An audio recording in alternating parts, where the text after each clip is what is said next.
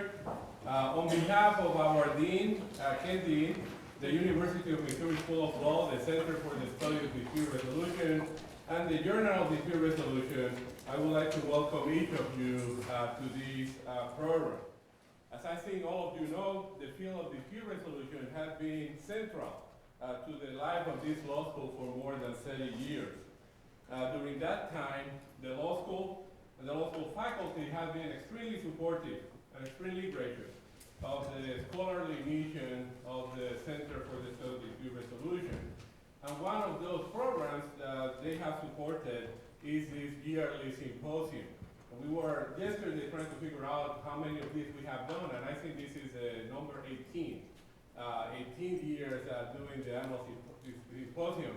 And in this era of Instagram and everything is instantaneous, anything that lasts 18 years, I'm sure is worth celebrating. So thank you for being part of that. I know that John will say more about this, but on behalf of the center, we also want to thank Andrea Schneider and Chris Honeymoon, who have been partners in organizing this program and have been instrumental in getting this program going. I also would like to especially thank John for his leadership in organizing this program.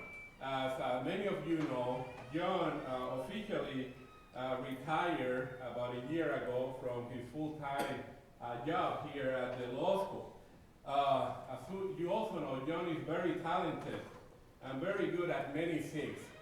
But fortunately for us, he has been a total failure at retiring. He doesn't know how to retire. So I hope that he never figures out that he can stop working now and do something else, because he has been an extremely valuable part of the history of the center and continues to be. So please, before we start, let me ask you to join me in a round of applause for John. And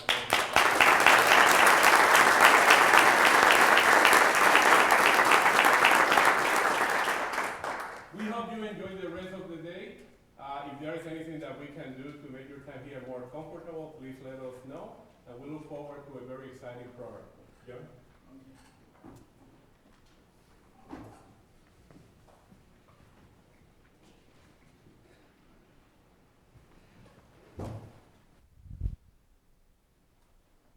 Morning, everybody. I want to add my words of welcome and confess my embarrassment at my failure.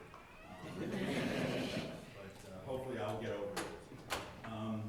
Ken Dean, our interim dean, had planned to be here and he was not able to, and I'm really sorry about that because he has been an incredible supporter of the dispute resolution program throughout. There are some people here who are current LLM students. I know there's also one of our inaugural class of LLM students. Ken is primarily responsible for the fact that we have an LLM class. The people who are LLM students, can you just raise your hands? Okay. You would not be here but for Ken Dean. I'm really sorry that he isn't here in person to welcome you, but he couldn't do that. Understand that deans have lots of things to do. And just as this is the 18th symposium, this is the 18th class of LLM students, and as you may know, Missouri is the first school in the United States to have an LLM program in dispute resolution, which we're very proud of, and I directed that for a number of years. I also want to thank Raphael, who has been my partner in this. I am retired, as he said, and part of me is thinking, oh, do I really want to do this? And he was encouraging me and encouraging me to the extent that he was involved in the planning throughout, and he has been terrific. He's been the director of our center for several years and has breathed real energy and life into our dispute resolution center, and I'm just thrilled about that. Want to acknowledge and thank several staff at the law school who have done critically important behind-the-scenes work on the symposium. Without people like them, faculty would be able to do only a fraction of what we do. First, I want to mention Scott Weiser, who is behind the glass booth over there in the control room doing the AV, and that is really important because there are people who are now watching this on live stream, and this is going to be posted on YouTube. So it is thanks to those of you who are not here with us in person are going to be able to see us. Karen Nalon, Mike Mazra, Jody Bryson developed and maintained the symposium website, and a huge note of thanks to Laura Coleman, who has done a tremendous amount of work on virtually every aspect of the symposium.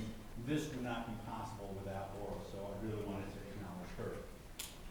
Let me tell you how the symposium came about. A couple of years ago, I did a study where I interviewed 32 lawyers, asking them to tell me about the last case that they settled. And I asked them to start with the very first time they met their client in the case and tell me about how the life of the case progressed until it settled. And one of the things I found was that some of the cases fit neatly into traditional negotiation theory, but many didn't. And in particular, traditional negotiation theory focuses on two general models, often called integrative and distributive negotiation, or interest-based and positional negotiation, among many other terms.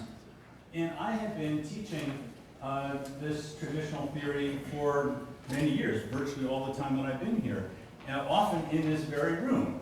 And one of the things that I found was that students were confused by these terms, and partly I was thinking that was another one of my failures, that I just couldn't explain this clearly enough. And after doing this study, I realized that it wasn't their failure because they weren't smart enough to capture this theory. It wasn't my failure because I wasn't a good enough instructor. It was because this theory, it seemed to me, didn't make sense. It wasn't coherent. And so it didn't fit a lot of actual negotiations. And so that started me thinking about problems with our theory of negotiation.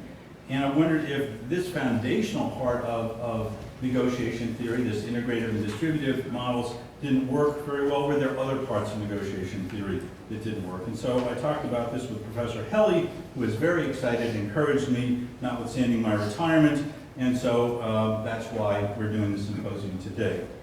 Of course, negotiation plays a major part of legal theory and practice, but it's also part of many other disciplines, including, but not limited to, business, labor relations, international relations, urban planning, political science, psychology, sociology, communication, and I could go on. And so we recruited Chris Honeymoon and Andrea Schneider, who will speak shortly, and Raphael referred to them, and to help plan the symposium. And I would just want to say a couple words about them. I first met Chris soon after I started graduate school. I have a PhD in sociology from the University of Wisconsin, and I started there in 1989. And soon after I got there, I knew that at that point I already had my law degree, and I was interested in studying sociology of law and dispute resolution.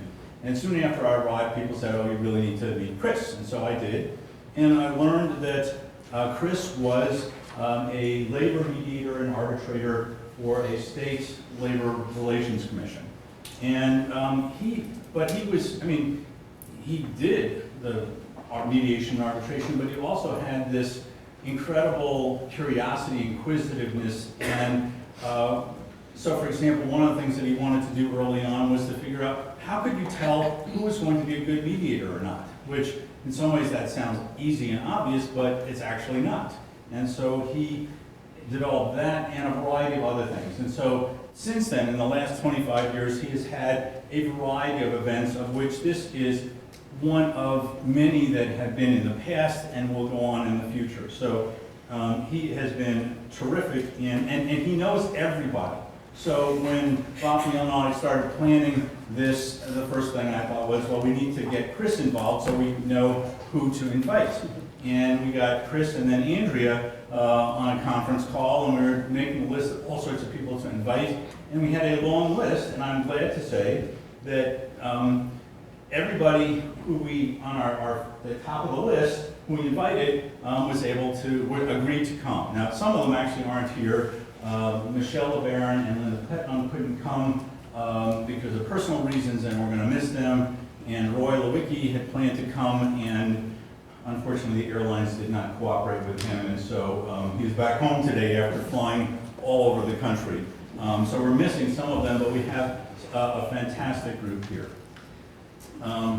We also have Andrea Schneider, who has partnered with Chris to advance the negotiation theory for over a decade. Andrea directs the Marquette Law School's dispute resolution program, and like Chris, she is a whirlwind of activity, and I think that's probably an understatement. She initiated the Indisputably blog 10 years ago, as well as an annual Works in Progress conference, which is the place to be if you're interested in dispute resolution as a legal academic, and probably others. She's also the co-editor of the ABA section of Dispute Resolution's quarterly magazine. And we have, in the time that I've been here, I started here in 2000, periodically recruited people for faculty positions, for director of the center, for even dean, and we would go out and reach out and say, who might be good to do this? And I made a lot of these calls, and Andrea's name came up all the time for all of these. She has this crazy notion that she should not uproot her family, and so she never responded to our entreaties to come apply for a position here, but we're thrilled that she's here now. So we're thrilled that Chris and Andrea are here, and also the A-team, as far as I'm concerned, in terms of the academics who are interested in negotiation theory. So I'm going to ask Chris and Andrea to say a few words about their work, about how the symposium fits into their larger project, and then after that I'm going to introduce our speakers and describe the plan for today's symposium. So take it away, Chris. Thanks.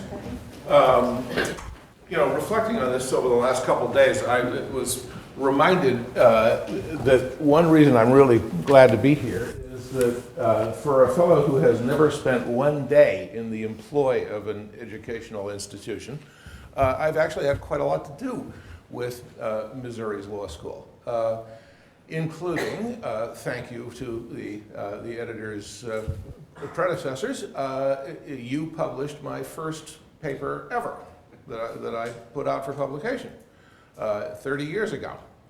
And in it, I set out to ignite something, if I could, by challenging the notion that mediators were neutral.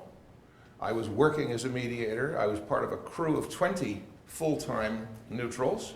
We were handling a couple thousand cases a year between us, day in, day out, and more importantly, night in and night out, because a lot of these cases were done in the middle of the night. And I knew what they were doing, and I knew what I was doing. And when I sat down to think about neutrality, which was a core tenet of one of the virtues of our field that we were arguing for, I was able to isolate 9 different kinds of bias that we were subject to, most of which people had no idea they were subject to, so they could not fight them. And some of them you could not get away from. And that experience of putting that out in public as a supposed professional neutral sort of set me on a course of thinking, or trying to think hard about the field since. That's had some consequences. Some of the most fun consequences have been over the last 10, 12 years with Andrea as part of what we have called the Canon of Negotiation Initiative. John kindly posted a short article on Indisputably, which describes that initiative for a foreign policy type audience based in Europe, so it's a little off your subject matter, but not that much off, because one of the arguments that we make is that these things are more integrated than most people think. I don't want to talk about the history of the project to any degree, but I will say that it has involved 80 people writing for our first big book, a special issue of the Marquette Law Review before that, which had 24 people, a spin-off project that produced 4 books under the heading Rethinking Negotiation Teaching. That was many more people from many more countries, because we were starting at that point to challenge the notion that the wisdom of this field derived primarily from the United States.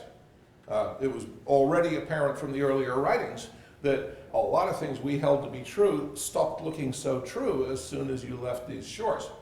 And we're still on a kick of trying to work that into a larger feature of our work. There are lots of arms and legs to this stuff.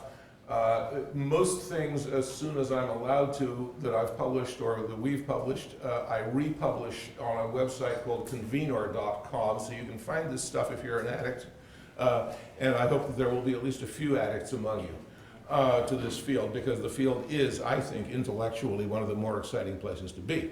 All of that went into the new phase of the Canon of Negotiation Initiative, which Andrea will tell you about.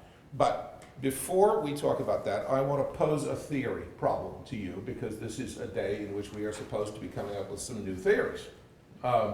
And I recognize by the choice of many of the students to sit in the back row, that you may have had the normal reaction that students and many others have to the word theory, which is to assume that it's a good moment to catch a snooze.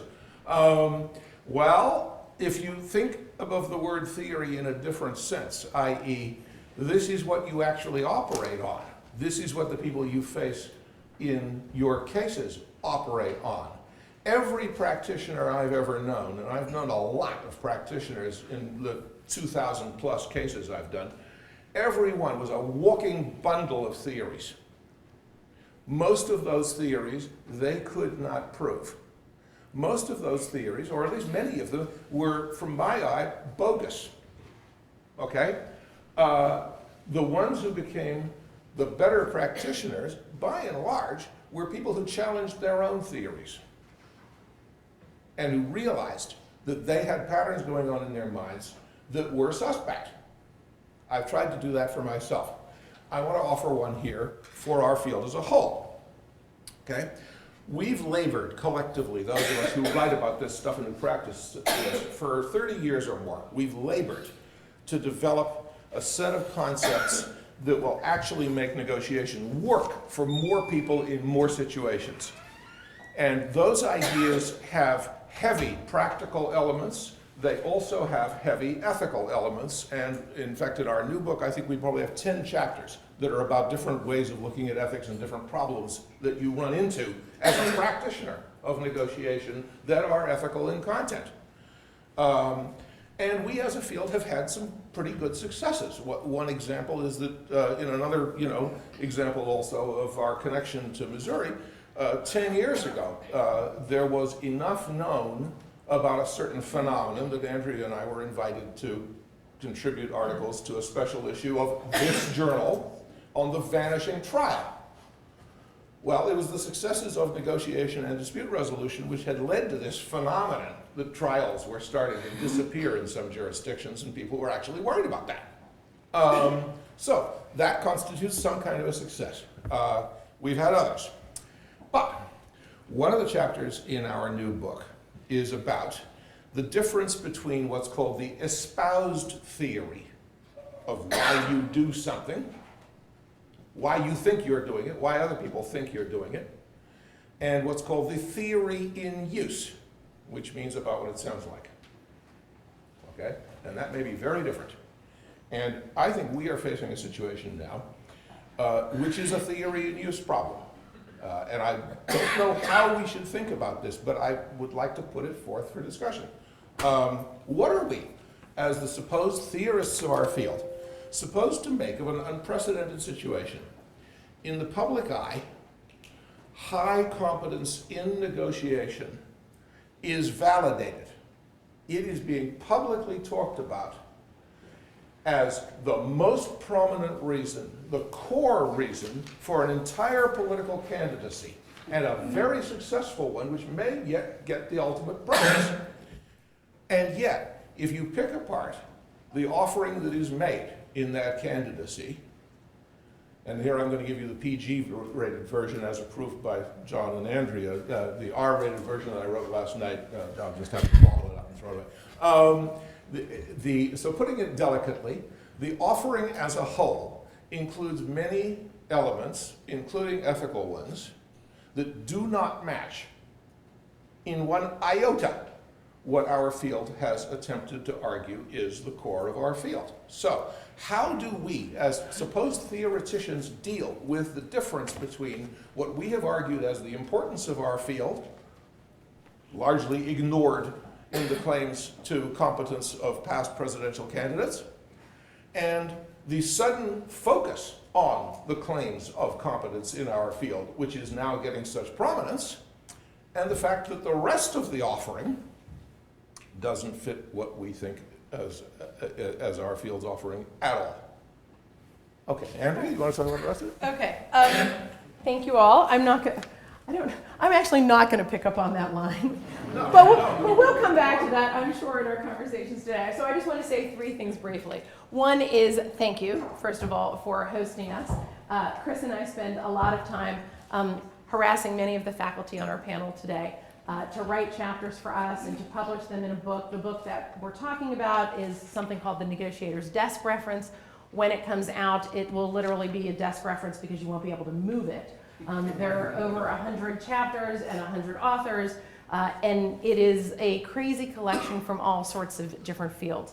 So the idea that we get to talk about our project and do this face-to-face and explore some of the underlying theory and the challenges, I'm just very grateful to Raphael, to John for hosting this for the university, and for the journal for letting us continue our conversation in person and then in print. So thank you very much for hosting us. The second note I have is that, as Raphael's already noted, if Professor Landy is your model for retirement, I don't have the energy to retire. I'm apparently working forever because retirement is much worse. So thank you, John, for having post-retirement truly the energy to continue to lead, and that is a wonderful thing for all of us.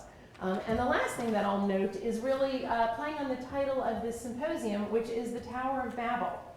And my challenge for this morning is, are we pursuing the wrong goal? Are we trying to find one unifying theory of negotiation that may or may not fit? Or is it really a Tower of Babel, where we are bringing different experiences, different disciplines, different professional training, all to the table, and really our challenge is to just find the language to be able to talk to one another. I think that's actually what we do in our book, and to try to provide chapters so that business school professors know how to talk to lawyers, who know how to talk to public policy planners, who know how to talk to economists, as long as we're basically using English and not too many numbers to scare off those of us who chose law school because we don't like math. But I'm saying, right, usually the reasons you guys choose law school, like you don't like math, you don't like blood, you don't like emotions, and guess what? Negotiation has them all. So you're screwed. Welcome to the theories of negotiation, right? You get to have them all. So I just want to say thank you again, and we hope that really this morning in our conversations, I think that what you're going to see is the attempt to really translate that Tower of Babel and to make it more transparent to all of us so that we understand what's going on, rather than trying to fit it into one really convenient little box that we can call negotiation theory. I'm not sure that's Professor Landy's goal, but I think it's an interesting challenge for us to see. So it is a conversation that has motivated me for the last 20 years, and thank you all for coming to listen to our conversation this morning as we continue it. I'll turn it back to John.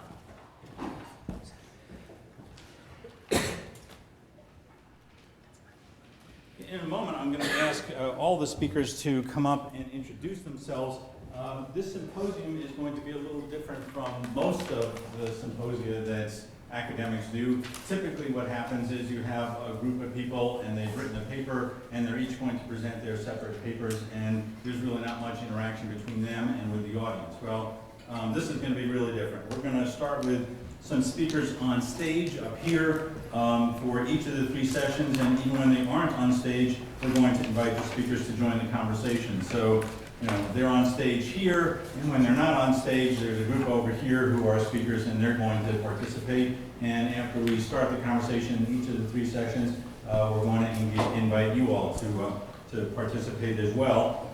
Supposing, as I mentioned, is live streamed, and then will be posted on YouTube. You won't be able to, those folks out there won't be able to participate directly, but we hope you enjoy it.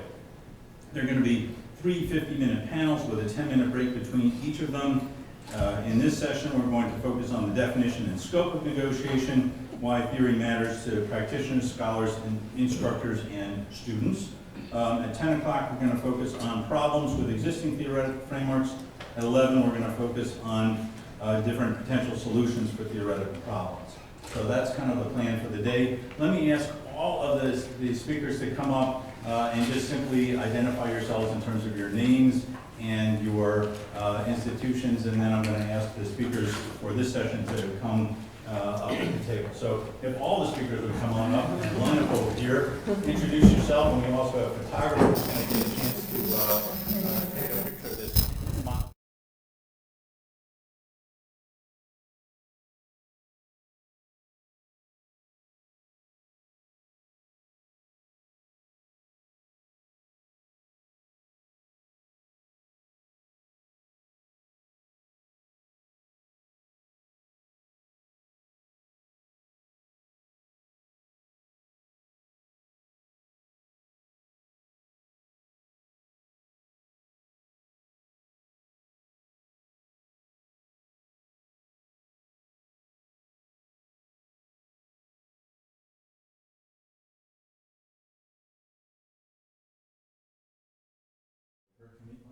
Adrian Borbély, I'm from IÉSEG School of Management in Paris, France. I'm Rebecca Hollander-Blumoff, and I'm a professor at Washington University School of Law in Seattle. Great. Well, now I'm going to ask Adrian, Rebecca, Sanda, and Andrea to come up here on stage. Bring your tents, and also if you want your bottles of water or other drinks, and we'll get going.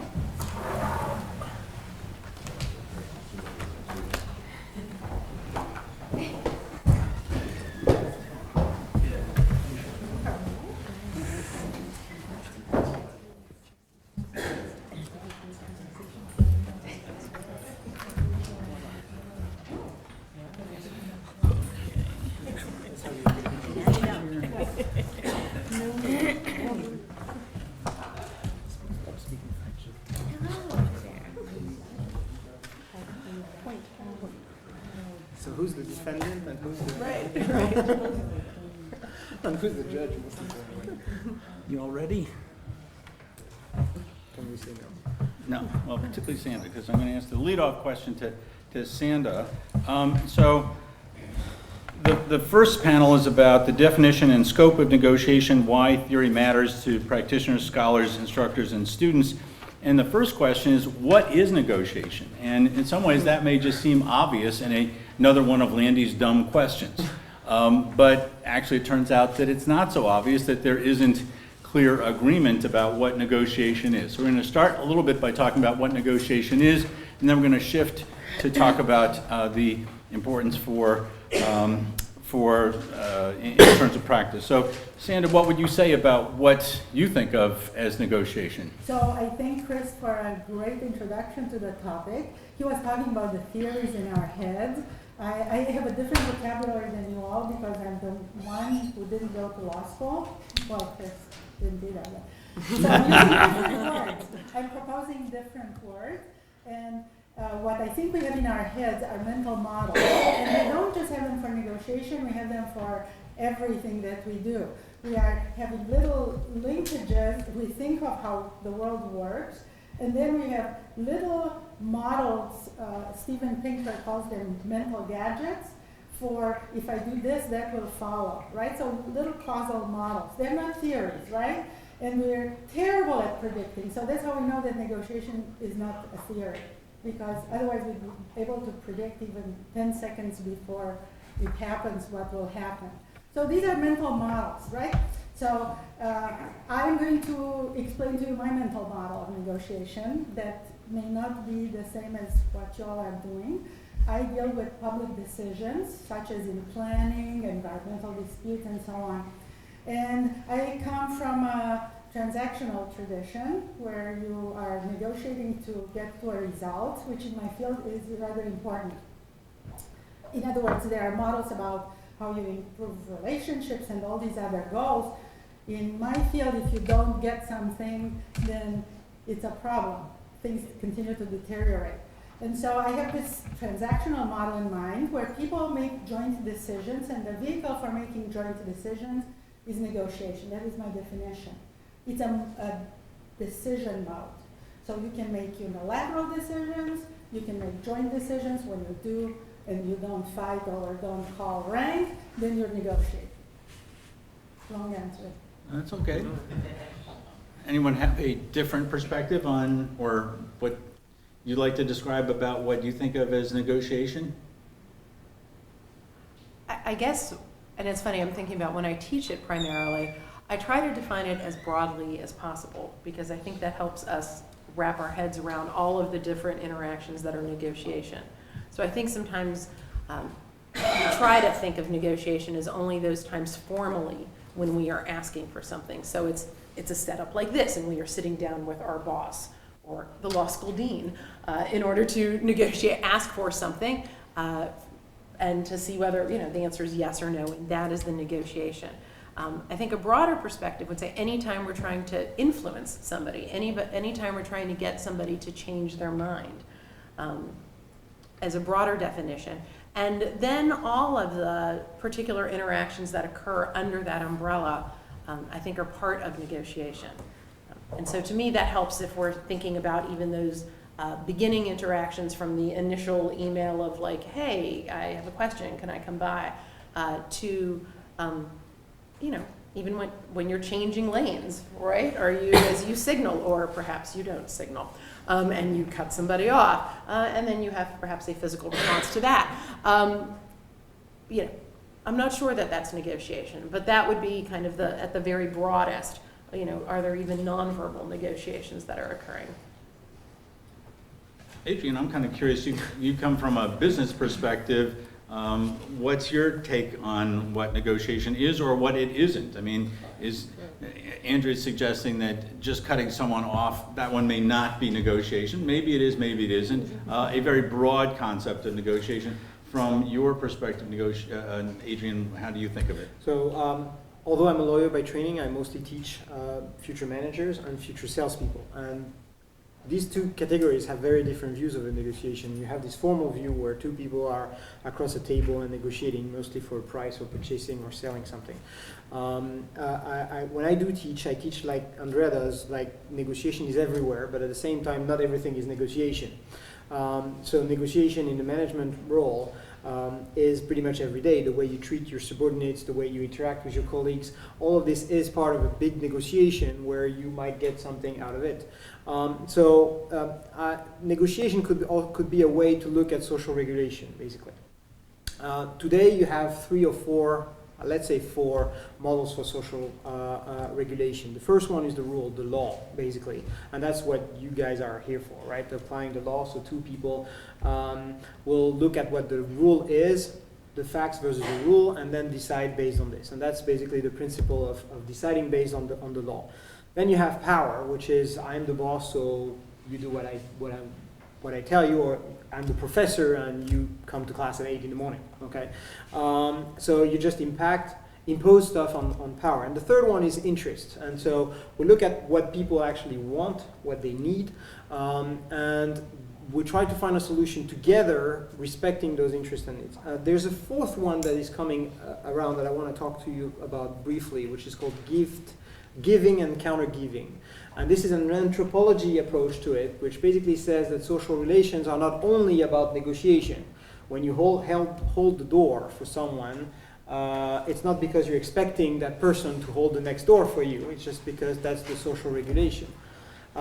Negotiation is part of all this. And so you have these 4 elements in negotiation, and I wouldn't limit negotiation to only interests and looking at interest.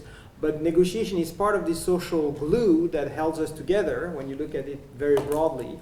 And at the same time, in negotiation, you can have power moves and rules-based move that will impact the way the negotiation will be taken together. So it is everywhere, but at the same time, not everything is negotiation. Did I confuse everyone? We'll see. I mean, in some ways, what this set of things that we've said so far is a very broad discussion of what negotiation is, and in some ways it may be helpful to think about what isn't negotiation. So if you're cutting someone off or you're waiting to let someone in when you're driving, is that negotiation? If you're holding the door open for someone, is that negotiation or not? If you're a lawyer and you're asking your counterpart lawyer for an extension of time to file a pleading, is that a negotiation because you're expecting that if I ask Rebecca to do this favor, that she owes me something, and the next time that I need a favor, she'll do it for me. So what's not negotiation? So I wanted to pick up on that because the idea that negotiation is everywhere, but not everything is negotiation. I like the phrase; it's catchy. I also add when I teach that not everything should be negotiated, right? Even when you could negotiate, sometimes I worry that in our classrooms we sort of create monsters who learn that everything is negotiable, and then they go out and they ruin their personal lives and their social lives because they take their tricks and they use them too much. But one thing that I wanted to mention is I had a very interesting conversation recently with someone at our medical school, and we were talking about different conceptions of negotiation. And I was talking about a particular situation, and she said to me, "That's not negotiation, that's just asking for something." And it really made me think, what is the delineation that she has in her mind between when is something actually a negotiation and when is something just a matter of demanding and receiving? And I think the dimension that divided it in her mind was power, that you have the power to just demand something and get it. But as we all know, power is very much perception-based. It's not usually completely clear exactly where the power fault lines are, unless we're in a kind of a very stylized kind of situation, like when an officer pulls you over on the side of the road, they have the power. But in a lot of the conversations that we have, the power dimension is more subtle. And so then the question is, how do you decide? Is this just asking for something? Is this just negotiation? How do we draw that line? And so to me, actually, that's not the most interesting question. I think the most interesting question is kind of going up 10,000 feet and saying, well, people are going to disagree about what is or what isn't negotiation. So what I think is useful is that we develop a whole set of tools to analyze situations. And then we can use them or we cannot use them. And some people might look at a particular situation and say, I just don't think any of these tools apply. And some people might say, wait, I think some of these negotiation tools that we've developed really would be helpful here, even if at first blush this didn't look like a classic negotiation setting. So I actually prefer not to make a decision ex ante. This is a negotiation, this isn't a negotiation. I prefer to think of all the situations that we face in our day-to-day life as potential opportunities to use the tools that we build in the negotiation world. And then it's time to make that decision once we look at the situation. I mean, what I think that this set of comments suggests is that it problematizes what is negotiation. We have negotiation courses, and so that assumes that we know something is negotiation, something is not negotiation, and what I think this illustrates is it's not actually clear. And we could actually spend a long time trying to talk about what is or isn't, and I don't want to do that. I want to shift gears to really the issues that Rebecca talked about and the issues that Chris talked about in the introduction in terms of how can we use this? One of us mentioned that there's a famed social theorist who said, theorist Kurt Lewin said, there's nothing more practical than a good theory. And I guess the question is, how can it be used? What is practical enough to be used by practitioners from different fields? In what way is current negotiation theory adequate or inadequate for people to implement in practice? So Chris was talking about the various people, typically, the negotiators that he would deal with, and they would have all sorts of theories, probably that they weren't even conscious of, that they were using. What the heck good is it? Chris started with a premise that it actually is useful for us to be conscious of it. But let me turn to first the group up here and then to throw it open to you all as to what good is negotiation theory, or how can we make it useful? Not all at once. Well, I wanted to start. So I am doubtful that we have a negotiation theory in the sense that we usually mean theories, which is this is how it works, so I can predict what's going to happen. We can't, so that's probably not a theory. But it is in the sense that it is prescriptive. So it's not descriptive necessarily in this predictive sense, but it is prescriptive. In other words, you can think your way through a situation in the ways that negotiation theory tells us, and you can then follow some steps that are more likely to yield the result that you're seeking. And we have a lot of this. I just want to bring in here at this point the fact that in different contexts, these tools differ. So we're not going to use the same approach. And it matters immensely when we describe and talk about negotiation to think about the example that's in our head as we tell people what negotiation is or how it works. So for the cases that I'm thinking of, there are several tools that are excellent in the sense that if you follow them, you manage to follow them, they indeed increase the likelihood of success. But if you follow them in some other context, it wouldn't, like I don't know how it works in law, I know how it works in my field. It works. So just to tell you, I'm probably the oldest in this room, and so I've lived through another round, way back, of people asking themselves, should we have a unified theory?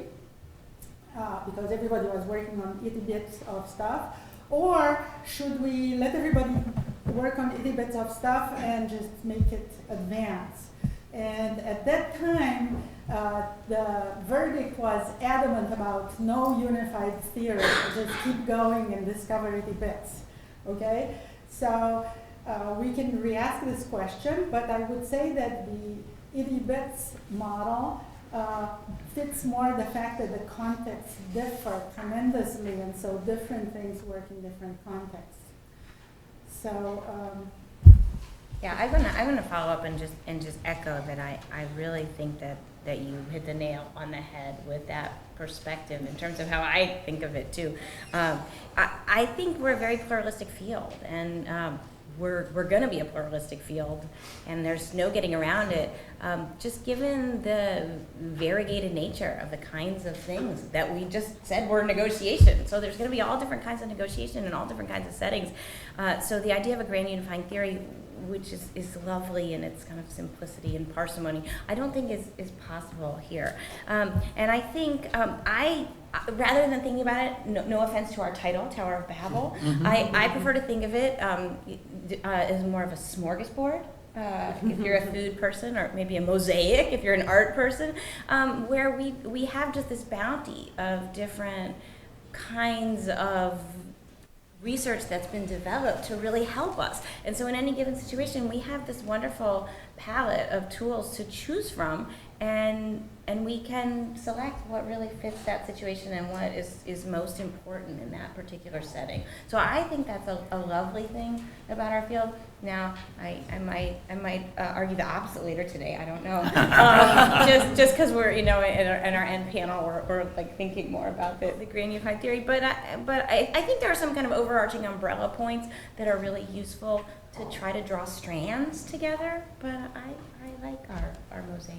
Well, let me press both of you and Andrea and Adrian and everyone here. I mean, in some ways, you can think of a range of ideas. One would be on an extreme end, you'd have one grand unified theory, and another end, you would have a Tower of Babel where people have completely different ideas and they can't communicate with each other.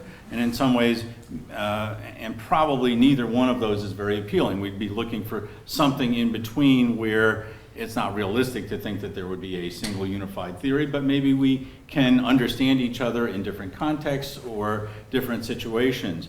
And I guess in some ways what this does is it begs the question, is there any point to having a theory or theories, or should we just go home right now? Or is there what would be useful for us to do as theoreticians, as scholars, as practitioners, as teachers, as students, as future negotiators? So go ahead, Andrea, and then Adrian. So 2 thoughts. One is, and back to the earlier question, if the theory can't be implemented, then it's useless. So theory land, blah, blah, blah, blah, blah. If we're not actually translating that into tools of, here's what you can be thinking about. Should I make a first offer or not? Well, there's a lot of different research out there from a multitude of fields, and communication is going to say, well, if you make it in this way.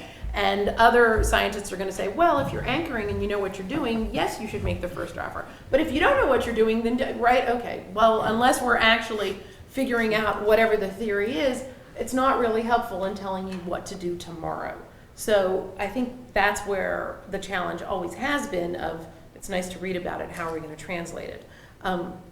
The other point, and really thinking about the the range that you've put of the unifying theory versus the Tower of Babel is that we have seen, I mean, we would be fools not to pay attention to the things that are common across the fields. So that with repeated experience in all sorts of fields, right? I mean, and we did this a decade ago when we were looking at kind of, this is the Canon project, right? Everybody who teaches negotiation in one way or another talks about communication skills. And whether it's some sort of, whether you call it a style or approach or, you know, pick your name, everybody's going to train you on some sort of competitive thing versus some sort of cooperative thing versus some sort of collaborative thing. And those titles also may change.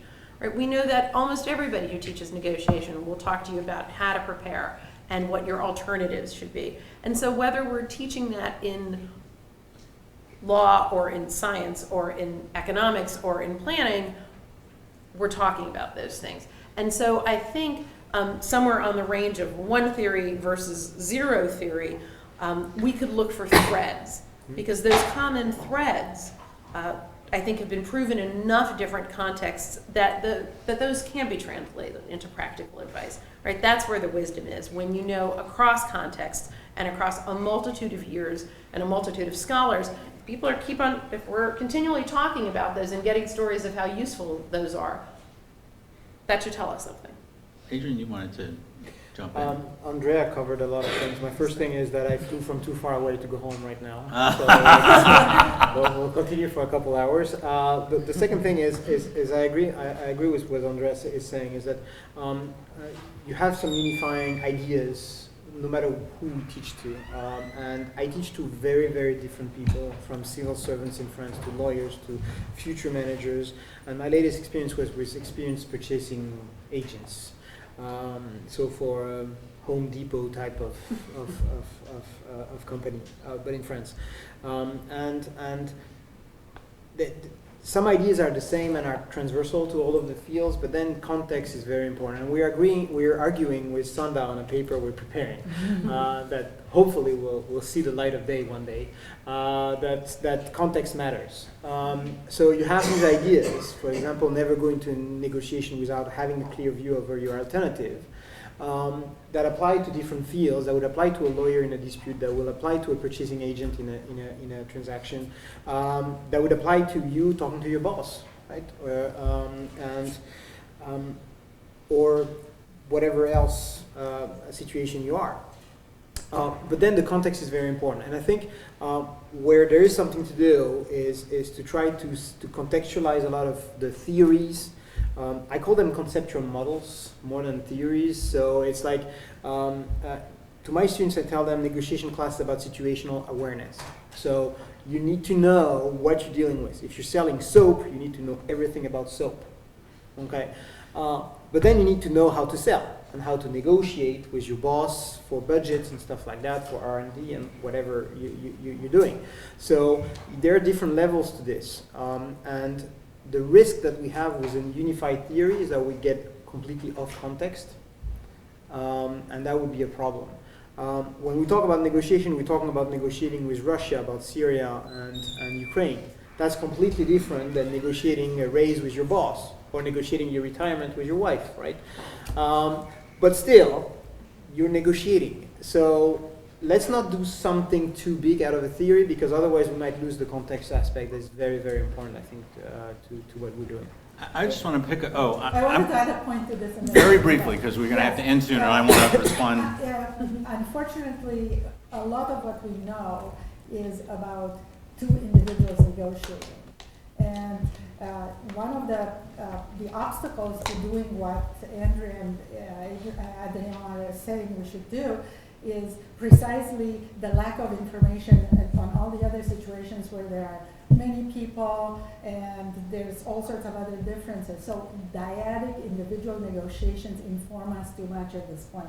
So we say, oh, just like two people talk, why doesn't Bashar al-Assad talk to blah, right? So it's not the same. And here it's obvious and fun even to think about it. But the bulk of what we know is about dyadic negotiations, and that does us a bad turn in a sense.